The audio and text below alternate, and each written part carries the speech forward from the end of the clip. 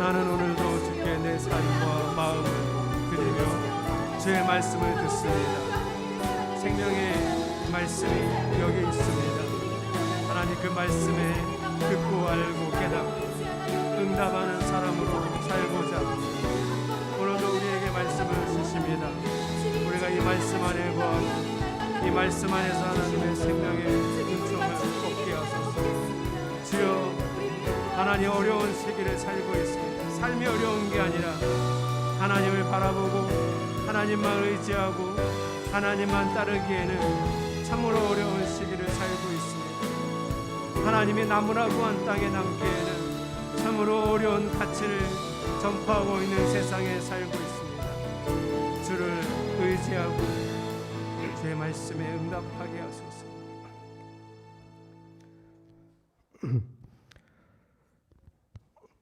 새해가 시작함과 동시에 또 나이를 들었구나를 실감합니다. 나이에서 오는 의무와 책임감으로 겪는 어려움도 많지만 인간으로서 경험하는 슬픔도 많습니다. 이제 무엇을 성취하는 기쁨보다 무언가를 떠나보내야 하는 아픔이 더 크게 다가옵니다. 나이가 들어가면서 점점 깊게 경험하는 슬픔, 고통, 절망 등을 어떻게 하면 의미 있는 삶으로 전환시킬 것인가가 중요한 일임을 느끼고 있습니다. 그 일을 주님과 함께 찾고 싶습니다. 주님과 함께 살아내고 싶습니다. 아멘. 우리는 점점 더 예민해지고 까칠해집니다. 좀 더 멋진 사람이 되고자 함께 기도했지만 현실은 뜻대로 되지 않았습니다. 더 많은 사람을 품어주고 싶으나 자꾸 사람들과 금을 긋습니다. 남의 말에 더 기울이고 따뜻한 위로를 던지고 싶지만 자꾸만 무리 속에서 나의 존재감을 드러내기 위해 애씁니다. 상대방의 말을 자르고 더 많이 말을 하려고 하고 충고하고 평가하고 판단합니다. 그렇게 우리는 꼰대가 되어갑니다. 더욱이 코로나 이후로 우리는 더 많은 것을 내려놓아야 했습니다. 미래사회, 4차 산업혁명, 인공지능, AI, 원격 수업, 코딩, 백신, 가상세계, 메타버스, 지식융합, 자율주행. 세상에 뒤처지지 않기 위해 무언가를 해야 한다는 생각에 사로잡혔습니다. 이런 미래적이고 진취적인 말들이 우리에게 현실적으로 다가오지만 주님의 이야기는 진부하고 따분하게 들려옵니다. 물론 우리 교회도 다가오는 미래에 대해 대비하고 준비해야 합니다. 다가올 먼 미래에는 예배 시간, 예배 장소, 예배 순서, 예배 방법, 모양 등 많은 것이 바뀔지 모릅니다. 그러나 그렇다고 해서 모든 것이 변해야 되는 것은 아닙니다. 우리는 지켜야 할 말씀이 있습니다. 이루어야 할 약속이 있습니다. 또한 우리 온희 교회도 지켜야 할 소소한 단어들이 있습니다. 서로의 손을 잡아주는 따뜻한 온기, 서로의 눈을 바라보는 교감, 서로의 말을 깊이 들어주는 공감, 주님을 바라보는 시선, 매일 성경 앞에 마음을 둡시다. 살아내다, 세워가다, 이런 온희교회의 일상의 단어들입니다. 주님, 단어 하나를 놓고 보면 매주 듣는 말이라 지극히 평범합니다. 그러나 이런 평범한 단어들이 공기 같아서 이것이 우리 삶에 나타나지 않으면 숨을 쉴 수가 없습니다. 우리는 삶을 살아낼 수 없습니다. 그저 꼰대로 늙어갈 뿐입니다. 그렇게 죽거나 사라지고 싶지 않습니다. 우리 온희교회의 주인이시고 직접 통치하시는 주님, 우리는 매일 경험하는 일상, 그 보통의 하루가 가지는 의미가 무엇인지 찾아가겠습니다. 우리는 매일 일상에서 천국을 경험하는 주님의 증인들입니다. 세상 끝날 때까지 우리와 함께 해주시길 바랍니다. 감사드리며 예수님의 이름으로 기도드렸습니다. 아멘.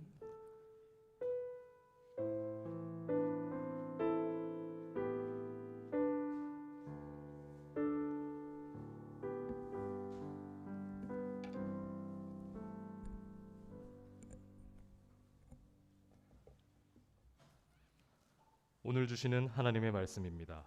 다 같이 경외하는 마음으로 말씀을 대하십시오. 오늘 본문은 창세기 36장 1절에서 8절까지입니다. 눈으로 함께 봉독합니다. 에서 곧 에돔의 족보는 다음과 같다. 에서는 가나안 여인 세 사람을 아내로 맞아들였다. 아다는 헷 사람 엘론의 딸이다. 오홀리바마는 히윗 사람 시브온의 딸 아나에게서 태어났다. 바스맛은 이스마엘의 딸이며 느바요스의 누이이다.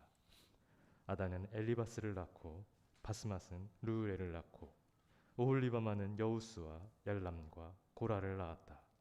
이들은 에서의 아들인데 에서가 가나안 땅에서 얻은 아들들이다.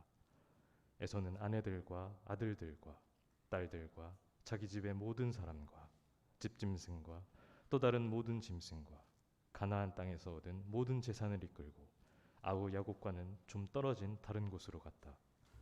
두 사람은 재산이 너무 많아서 함께 살 수 없었다. 그들은 특히 집짐승이 많아서 거기에서 그대로 살 수 없었다. 그래서 에서 곧 에돔은 세일산에 자리를 잡았다. 아멘. 하나님 말씀을 듣겠습니다. 마음의 결단을 하면서 찬양하고 말씀 듣겠습니다.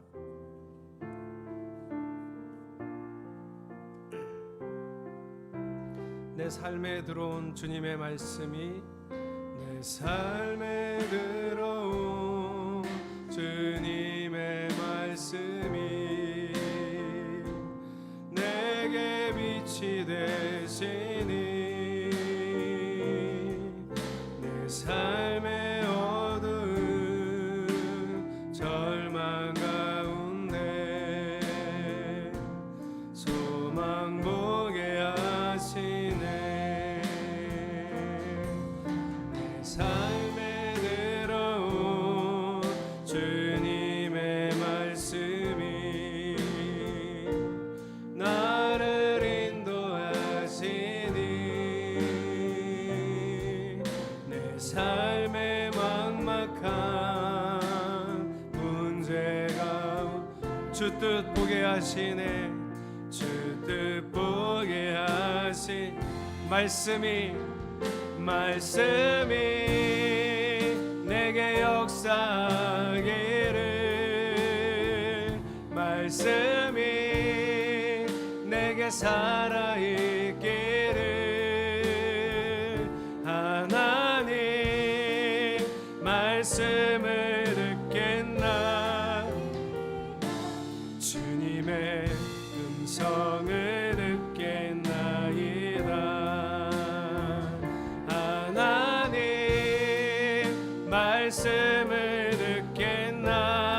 듣겠나이다. 주님의 뜻대로 살겠나이다. 오늘 설교 제목 왜 나를 구하셨을까? 이 질문은 이렇게도 바꿀 수 있죠. 하나님은 왜 나를 구원하실까? 또 하나님은 왜 나를 선택하셨을까? 이렇게도 바꿀 수 있습니다. 저는 처음 교회 다닐 때 그냥 천국과 지옥 이런 얘기 들으면 그냥 어렸을 때부터 들었던 전래동화이기 때문에 그런지 머릿속에 제가 죽으면 하나님이 딱 앞에 나타나고 야 너는 왜 그렇게 살았어? 이러면 지옥 가고 그리고 잘 살았네? 그러면 천국 가고 이런 이미지가 떠올랐습니다. 그러니까 하나님을 믿으면서도 하나님은 죽으면 나타나시는 분? 이 정도. 그냥 두고 보시다가 죽으면 판단하시고 심판하시는 분? 이렇게 생각도 많이 했었습니다. 근데 그게 아니라는 걸 알고 나니 그러면 왜 나를 먼저 부르셨을까? 세상에 사람이 이렇게 많은데 왜 나를 선택하셨을까? 이런 질문을 하게 되죠. 어떤 사람들은 그러잖아요. 죽기 전에 나 예수님 믿어요. 그리고 죽어도 구원 받냐고.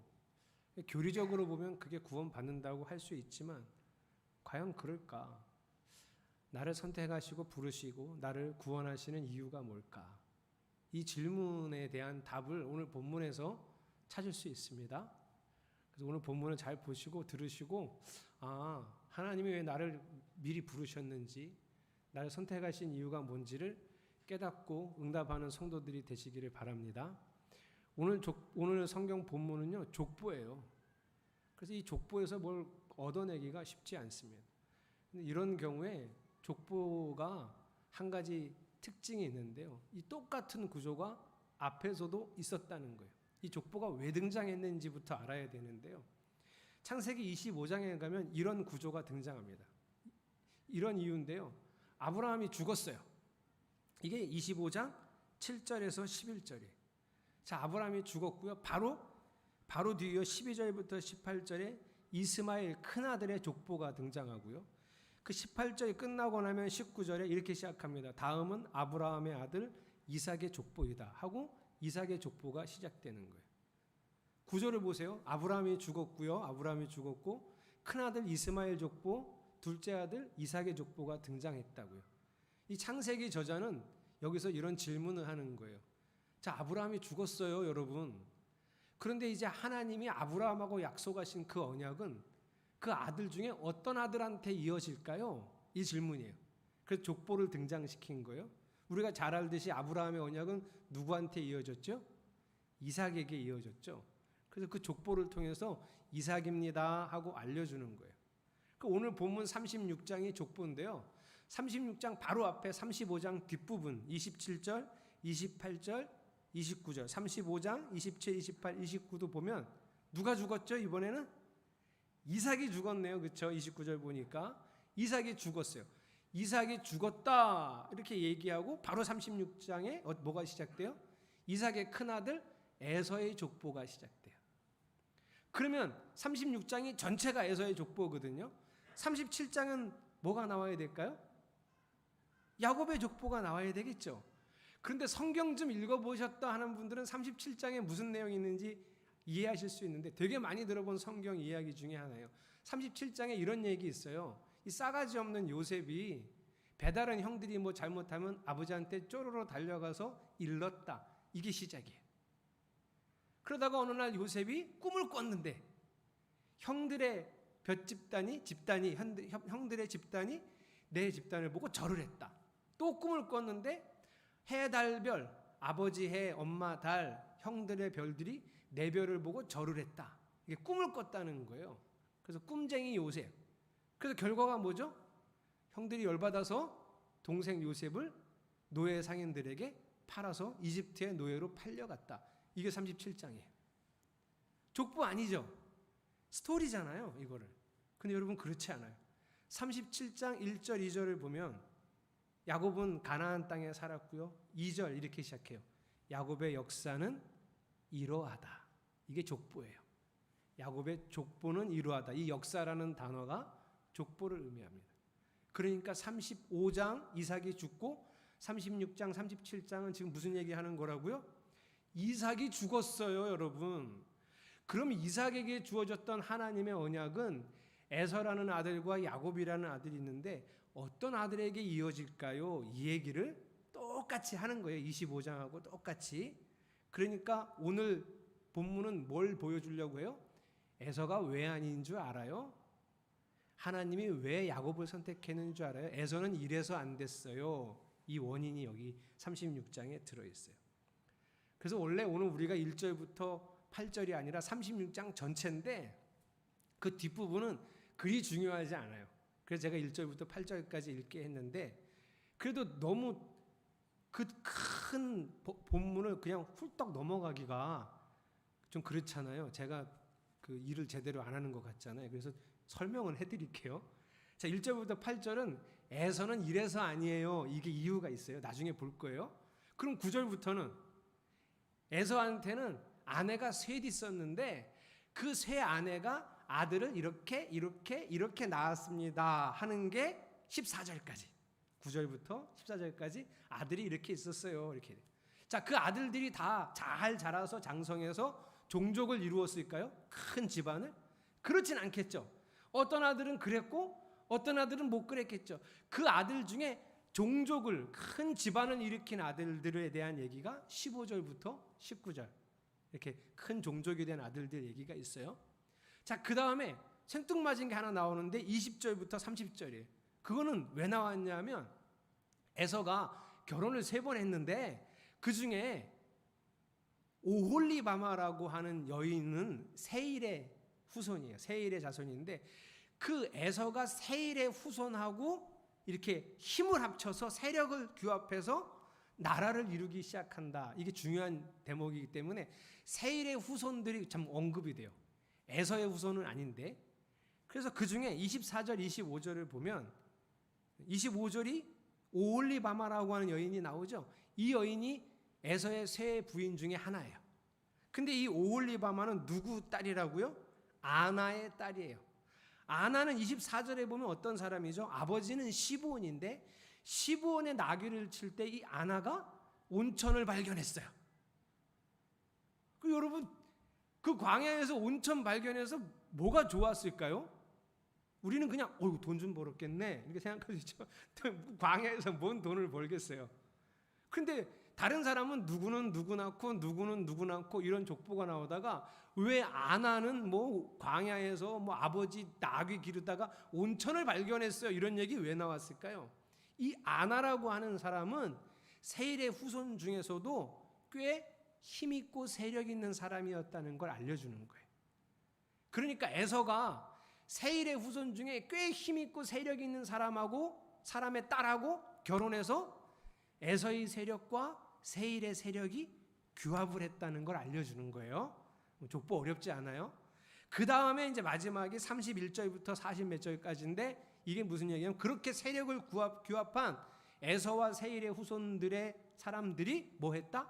나라를 세웠다. 나라를 세웠대요, 여러분. 대단하죠? 나라를 세웠대요. 나라 이름이 게다가 나라 이름이 뭐냐면 에돔이에요. 에돔. 에돔이 누구 이름이냐면 누구 별명이냐면 에서 별명이에요. 그러니까 이 나라는 세일과 에서가 힘을 합쳐서 세웠지만 누가 이 나라를 주도했다? 에서이죠. 그러니까 나라 이름이 에돔이 된 거예요. 근데 그 에돔이라고 하는 나라는 이스라엘보다 더 빨리 발전을 해서 왕이 있었다는 얘기까지. 왕이. 대단하죠. 이스라엘의 왕이 있기 한 600년, 500년 전부터 에돔이라고 하는 나라는 왕이 있었어요. 아주 빠르게 성장했다는 거예요. 근데 이제 왕에 대한 이야기도 자세히 보면 한번 볼까요? 이게 다 이런 식인데 32절, 33절, 34절. 자, 부올의 아들 벨라가 에돔의 왕이 됐어요. 그의 도성의 이름은 딘하바. 여기까지 보면 왕이 됐구나. 수도를 딘하바에 세웠구나. 이렇게 됐지만 33절 보면 그 벨라가 죽었어요. 누가 왕이 됐죠? 보스라 사람 세라의 아들 요밥이 왕이 됐어요. 그래? 그 34절 그 요밥 왕이 죽었어요. 또 누가 왕이 되죠? 대만 사람의 땅에서 온 후삼이 그의 뒤를 이어서 왕이 됐다. 다 이래요, 다. 그럼 여러분 우리가 흔히 알고 있는 왕정 제도와 뭐가 조금 다르죠? 세습이 안 돼요. 이건 무슨 의미냐면 에돔이 왕이 있긴 했는데 아직까지는 뭐 이렇게 탄탄한 왕권을 중심으로 나라가 성장할 정도는 아니고 그래도 왕은 있었어. 그러니까 이스라엘보다 훨씬 낫지 뭐 이런 얘기예요. 이게 36장 전체 에돔의 에서에 관한 족보 이야기예요. 자, 이삭이 죽었어요, 여러분. 자, 이제 에서가 언약을 이어받는 게 나을까요? 야곱이 언약을 이어받는 게 나을까요? 이 얘기인데, 자, 여기까지 들으면 누가 나을까요? 에서가 낫겠죠, 여러분. 아니, 대단하지 않아요? 지도력도 대단하고요. 사람이 얼마나 괜찮아요. 이 사람이 업적도 상당하잖아요. 그러니까 에서가 낫죠. 그런데 우리가 잘 알잖아요. 에서가 아니에요. 누구죠? 야곱이에요. 그러니까 야곱의 37장부터 등장하는 야곱의 족보는 얼마나 어마무시하고 의리의리할까. 이런 기대를 하는 거예요. 왜냐하면 하나님이 야곱을 선택했거든요. 에서가 아니라. 근데 아까 그 족보 여러분이 얼핏 보셨는지 모르지만 야곱의 족보는 이러하다 하고 그 뒤에 나오는 이야기가 이렇게 시작해요. 요셉이 배다른 형들이 뭘 잘못하면 아빠한테 쪼르르 달려가 일러 바쳤더라. 아니 이게 왜 족보인지 나는 이해할 수가 없는데 족보가 그렇다고 썼으니 뭐 그렇게 읽어야죠. 그 뒤로 지지고 볶고 싸우다가 결국은 형들이 동생 요셉을 노예상에게 팔아서 이집트로 끌려갔다. 이 얘기예요. 자, 이제 여기까지 들었으니까 다시 이삭이 죽었어요. 그리고 이 하나님의 언약은 이 이삭의 아들 중에 누구에게로 이어질까? 에서일까? 야곱일까? 하고 근거를 지금 족보를 가지고 들이밀었는데 나보고 선택하라 그러면 에서가 낫겠는데요. 그렇지 않아요? 여러분은 누구 선택하실래요? 그래도 여러분 믿음이 좋아서 야곱 하실래나 보네요. 저는 아무리 생각해도 에서가 훨씬 낫습니다. 아니 뭐 이루어는 업적 갖고 사람 판단하냐 혹시 그럴까봐 아니 그거 다 빼고 업적 빼고 사람의 됨됨이는요. 에서는요 여러분 호탕한 사람입니다. 그리고요 여러분 400명 이끌고 동생 죽이겠다고 20년의 원한을 풀겠다고 쫓아왔다가 동생 몰골을 보니 애가 거짓골을 하고 나오니까 얼른 내려가서 그 동생을 안아주고 목 놓아 울었던 그런 사람이에요.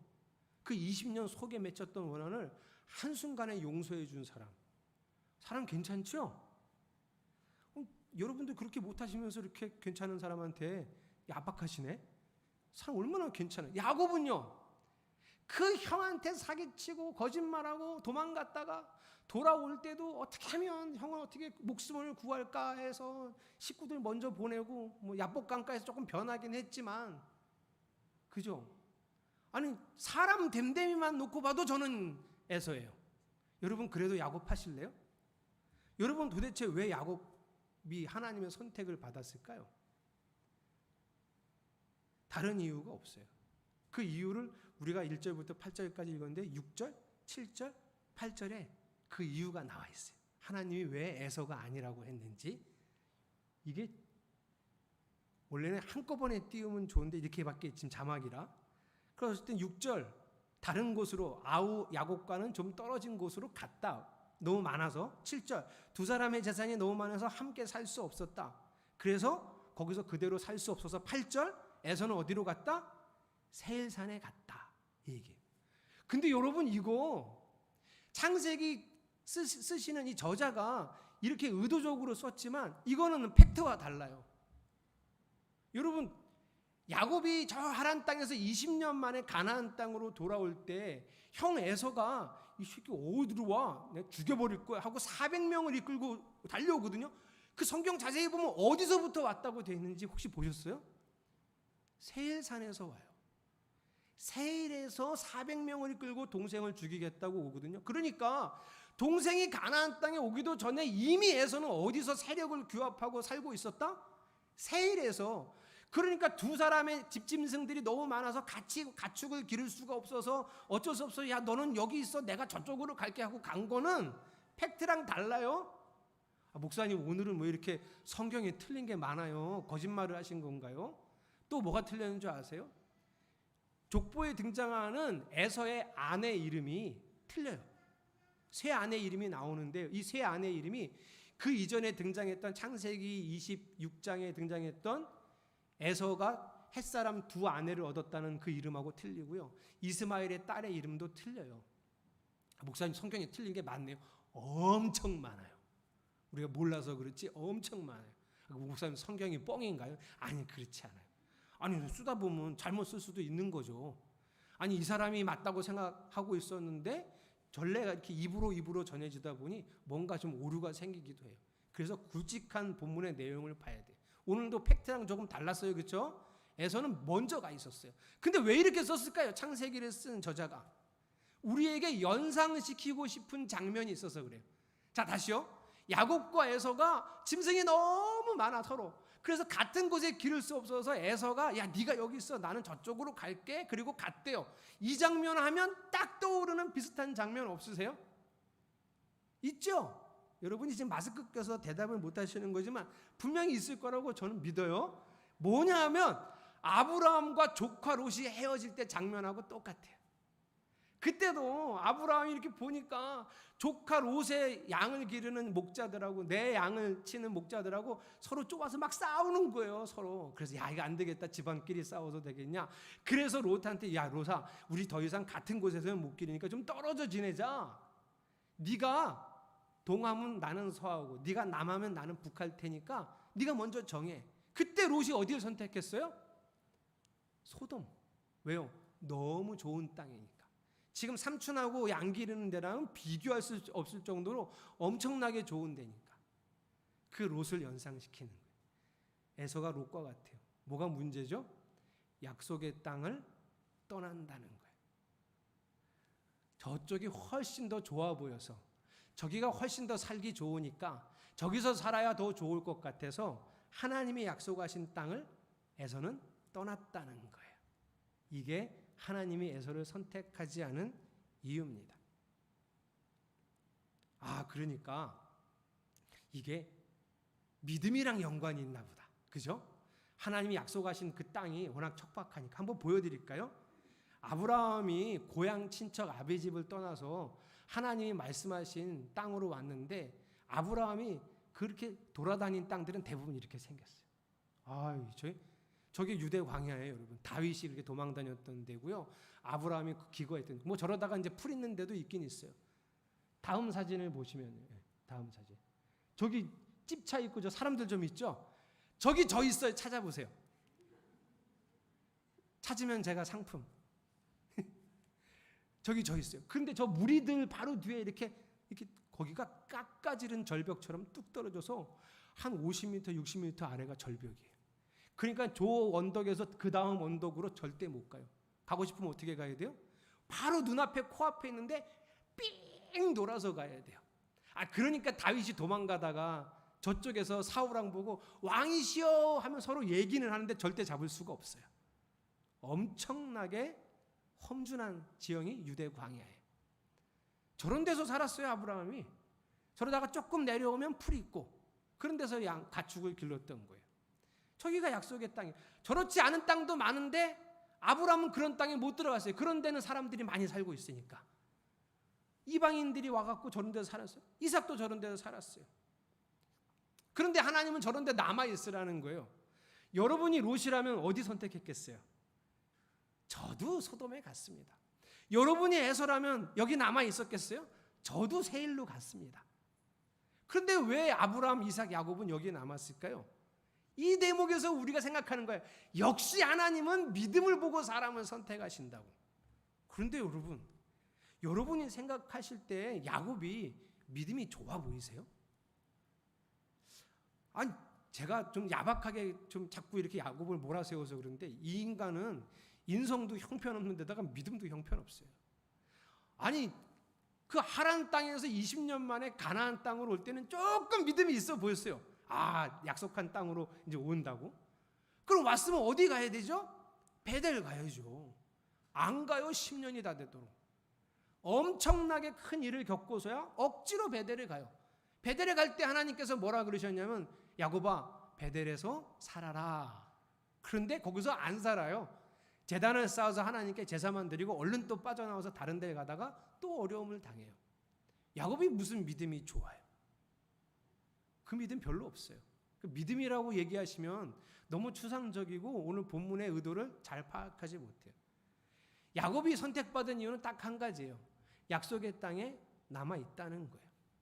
그 약속의 땅에 남아있다는 게 믿음도 아니면 뭐라고 표현하는 게 좋을까? 그게 제 고민이었어요.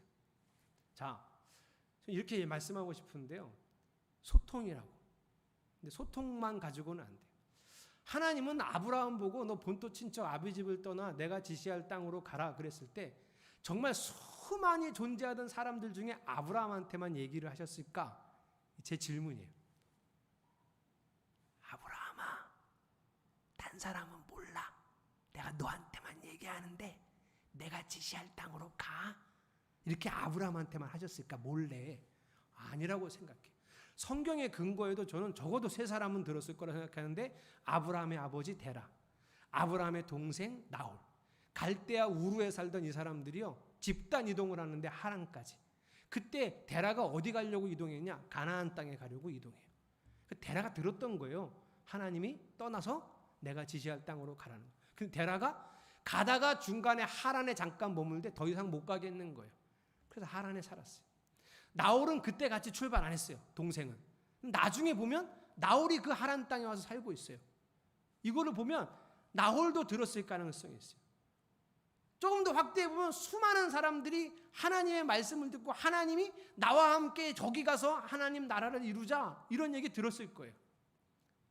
문제는 그 수많은 사람이 들었는데 누가 응답했다? 아브라함 딱 한 사람. 아브라함 딱 한 사람만 하나님 말씀에 응답을 해서 그래서 그 사람을 통해서 하나님이 시작하신 거예요.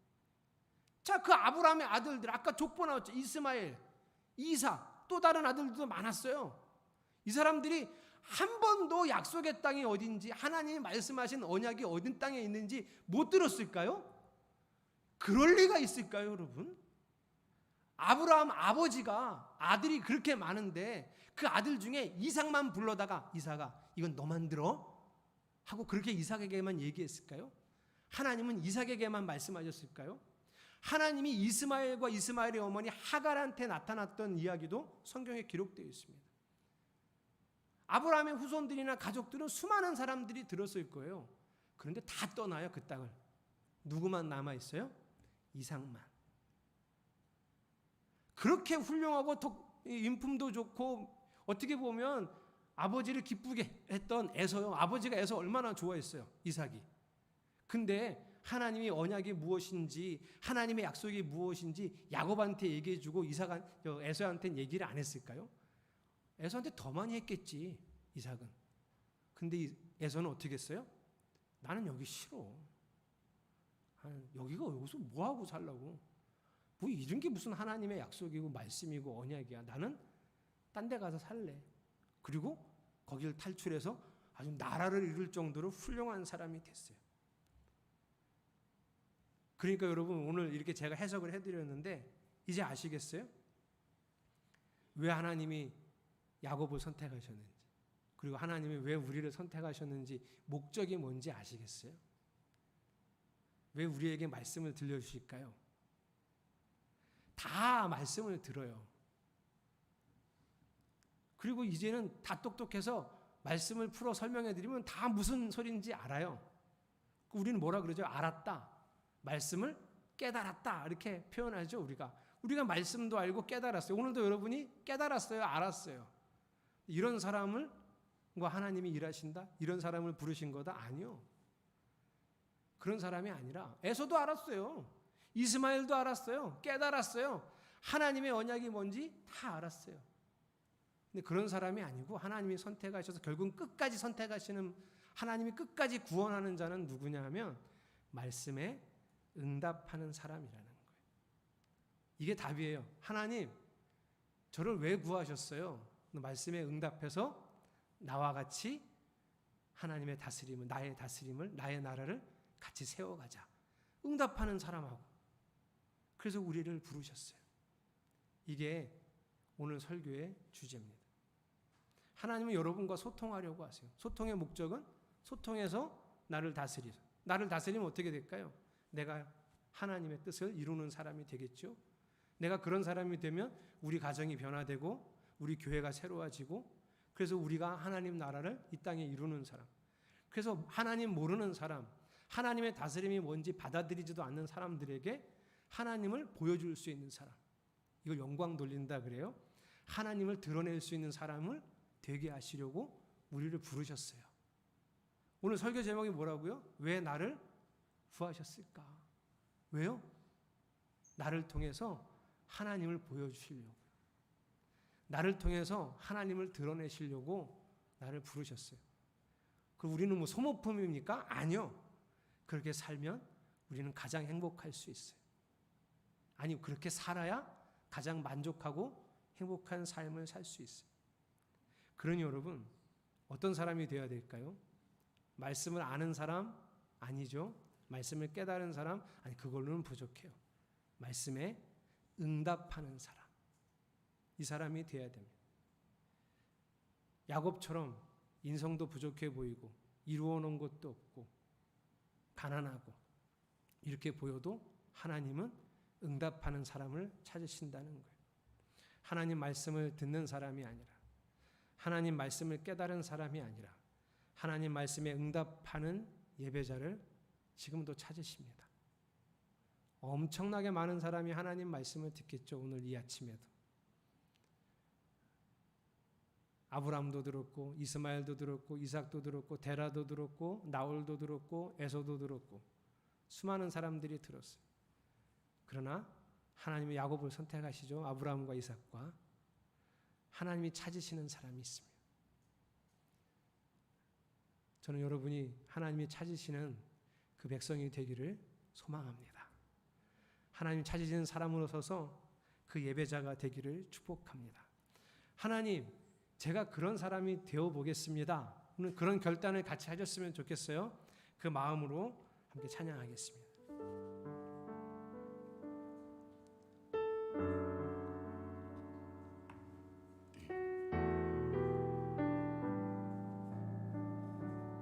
주를 위한 이곳에, 주를 위한 이곳에 예배하는 자들 중에 그가 찾는 이 없어 주님께서 슬퍼한 우리 주님의 마음을 다시 한번 생각해 봅시다. 주를 위한 이곳에, 주를 위한 이곳에 예배하는 자들 중에 그가 찾는 주님께서 슬퍼하시네. 주님께서 슬퍼하시네. 주님이 찾으시는 그 한 사람, 그 예배자, 주님이 찾으시는 그 한 사람, 그 예배자, 내가 그 사람 되길, 내가 그 사람, 아멘. 간절히 주께 예배하네. 주내로 이곳에 서 있네. 주임제에 엎드려 절하네. 그 어느 것도 난 필요 주님만 경배해. 주내로 이곳에 서 있네. 주임제에 엎드려 절하. 그 어느 것도, 그 어느 것도 난 필요 주님만 경배. 주내로 이곳에 서 있네. 주임제에 엎드려 절하네. 그 어느 것도 난 필요 주님만 경배해. 주내로 이곳에 서 있네. 주임제에 엎드려 절하네. 그 어느 것도 난 필요 주님만 경배해. 주님이 찾으시는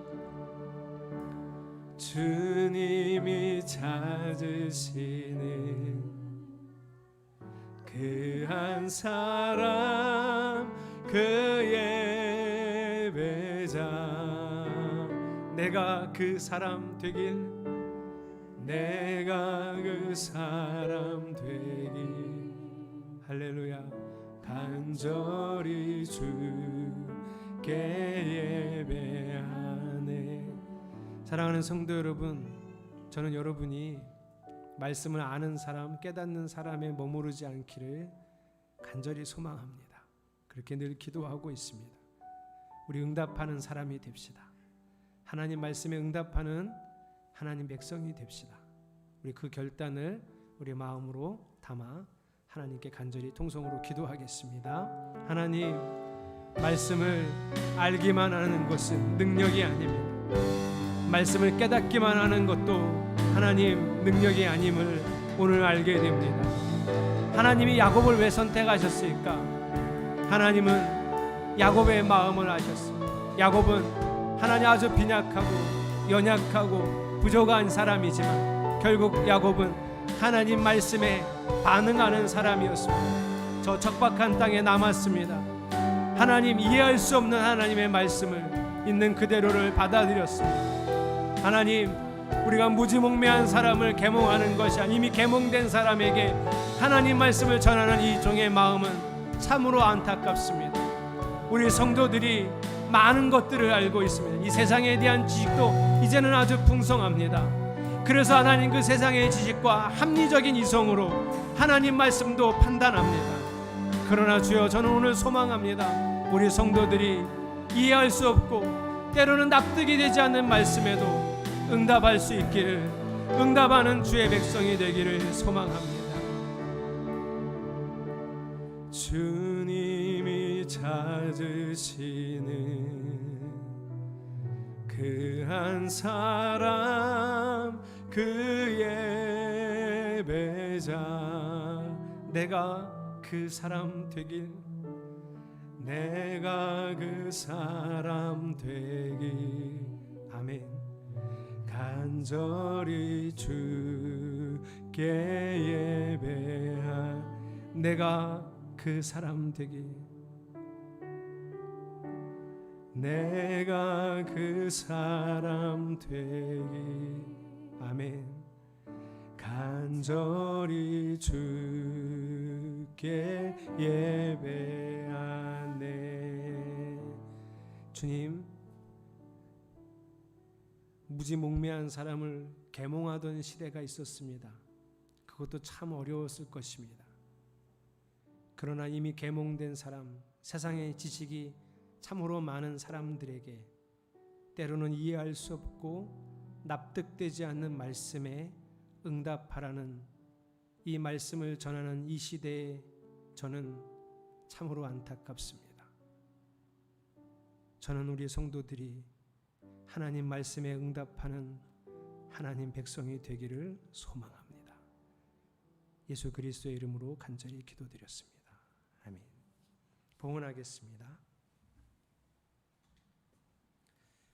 월정헌금 이가연 학생, 이용우 목사, 최순옥 사모님, 황윤상 이다은 집사님, 임용준 청년, 이수연 어린이, 강신월 집사님 드렸습니다. 11조 김상윤 진수민 집사님, 허소정 청년, 이용우 목사, 최순옥 사모님, 이수연 어린이, 이가연 학생 드렸습니다. 주여, 매일 주의 말씀에 응답하는 삶을 살겠습니다. 함께 하소서. 감사헌금 이용우 목사, 이원식 조희원 권사님, 김수진 권사님, 유영월 집사님, 문소령 조현주 집사님, 최순옥 사모님 드렸습니다. 그리고 주일헌금 드렸습니다. 기도하겠습니다. 하나님, 보이지 않는 우리 하나님, 만질 수 없는 우리 하나님, 사람의 감각만으로는 이해할 수 없는 우리 하나님이지만 우리에게 주시는 계시의 말씀을 통해 하나님 알아가고 때로는 이해하고 납득하지 못해도 그 말씀에 응답하며 살겠습니다. 말씀에 머무르고 말씀에 가까이 있다가 하나님과 소통할 수 있고 마음 나눌 수 있는 존재가 되기를 소망합니다. 하나님, 당신을 경험할 때마다 주를 높이고 찬양하고 감사하겠습니다. 그 마음으로 드리는 이 예배와 헌금을 받으시옵소서. 예수 그리스도의 이름으로 간절히 축복하며 기도합니다. 아멘. 예수님의 사랑으로 살아갑시다. 함께 인사하겠습니다. 2022년 표어가 예수님의 사람으로 세워가는 교회입니다. 당회 때 말씀드렸듯이 이제 한 사람이 예수님의 제자가 되고 또 한 사람을 제자로 삼아서 코로나 시대에 그래도 짧게 작은 그룹이 만나 혹은 1대1로 만나서 하나님 말씀을 나누고 서로 제자 돼서 세워가는 교회가 되기를 소망합니다. 오늘도 1부, 2부, 아동부 예배까지 하고 예배 일정은 마치고요. 오후 2시에 2021년 구역회를 합니다. 저까지 15명 구역 회원들은 꼭 참석하셔서 구역회를 참석해 주시기 바랍니다. 그리고 수요일날 금요일날 하던 정규 예배 모임을 화요일 목요일로 변경했습니다. 이미 변경을 했는데 코로나 때문에 아직 하지 않고 있습니다. 그래서 다음 정책 발표를 정부 발표를 보고 코로나 상황을 보고 다음 주에 다시 공지하도록 하겠습니다. 오늘 에서의 족보를 받고 다음 주에는 야곱의 족보를 보면서 말씀 나누겠습니다. 우리 빨간 글자 같이 읽겠습니다. 시작. 공지합니다. 생일이 없는데 제가 여기 빠졌죠? 예, 공지합니다. 2022년이 돼서 월정 헌금은 11조, 선교 헌금은 새 연간 봉투를 사용하셔야 되고요. 그럴 때 월정 헌금과 선교 헌금은 새롭게 작정하셔서 더욱 교회의 살림과 또 선교 활동을 위해서 힘써 주시기를 부탁을 드립니다. 뒤에 있는 교회 달력 가져가시는 거, 그리고 뒤에 그 탁상 달력에 있는 생일 체크하시는 거 오늘까지 다 마무리해 주시면 되겠습니다. 2022년 예배위원, 예를 들면 안내위원, 헌금위원, 대표기도 하시는 분들은 오늘 구역회 때 마무리하고 카페와 게시판에 게시하겠습니다. 그 전에 목사님 저는 대표기도를 이제는 하고 싶어요 하시는 분이 말씀해 주시면 반영하겠습니다. 거꾸로 목사님 저는 너무 떨려서 대표기도를 안 했으면 좋겠어요 하시는 분도 말씀하시면 별로 듣고 싶지는 않지만 반영을 해드리겠습니다. 떨려서 못하겠다는데 그렇죠? 안 되죠. 그래서 오늘 구역회 끝나고 반영할 테니까 그건 저한테 개인적으로 말씀해 주시면 그대로 하겠습니다. 당회 결과 보고 드립니다. 재정 결산은 카페에 올라가 있습니다. 카페에 올라가 있으니까 보시면 되고요. 직분자 임명되신 임원들만 지금 보고합니다. 지난주 당회를 통해서 이석균 성도님, 허진희 성도님은 집사님이 되셨습니다. 또 이원식 집사님, 김수진 집사님, 김상기 집사님은 권사님이 되셨습니다. 그리고 황순집 권사님은 장로는 교회에서 세우는 게 아니라서 지방에 청구했습니다. 청구하기로 했습니다. 그래서 지방회를 통과해야 장로님이 될 수 있습니다. 그래서 올해 임명주일은 임명장을 제가 작년에는 우리 문하연 집사님 임명장도 안 줬는데 올해 그냥 같이 줄까요? 올해 임명장은 3월 첫째 주 2부 예배 때 장로님 그 구역 지방에 통과하면서 같이 그때 하도록 하겠습니다. 이렇게 보고를 드립니다. 오늘 구역 회의가 다 끝나면 이제 다음 주에 보고하도록 하겠습니다. 다른 광고 없으시면 다 함께 일어나셔서 비전 선언문 선언하십니다. 비전 선언문. 온익교회는 온 마음을 다하여 하나님을 사랑함으로 삶을 드리는 참된 예배의 삶을 살아가고 말씀을 통해 배우고 익힌 참된 진리를 삶으로 증거하며 하나님 나라를 이루어가는 믿음의 공동체입니다. 아멘. 예수님은 우리 왕이십니다. 이 고백은 매일 있어야 하는 것인데 이 예배를 마치면서도 함께 그 고백을 드리겠습니다. 예수 우리 왕이여 이곳에 오소서 보좌로 주여 임하사 찬양을 받아 주소서 할렐루야 주님을 찬양하오니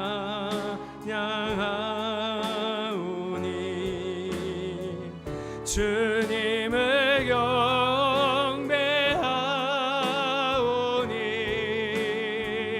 왕이신 예수여 오셔서 좌정하사 다스리소 주님을 찬양하오니 경배하오니 주님을 찬양하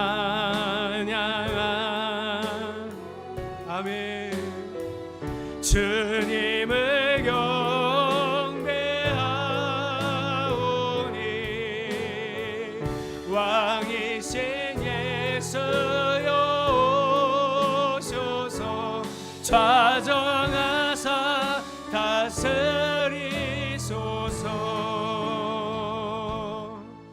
이제는 성부와 성자와 성령 삼위일체 하나님의 은혜와 사랑과 축복 동행하심이 주의 말씀에 응답하는 백성 되기 원하는 당신의 자녀들 머리 위에 이제로부터 영원까지 함께 하시기를 간절히 축원하옵나이다. 아멘.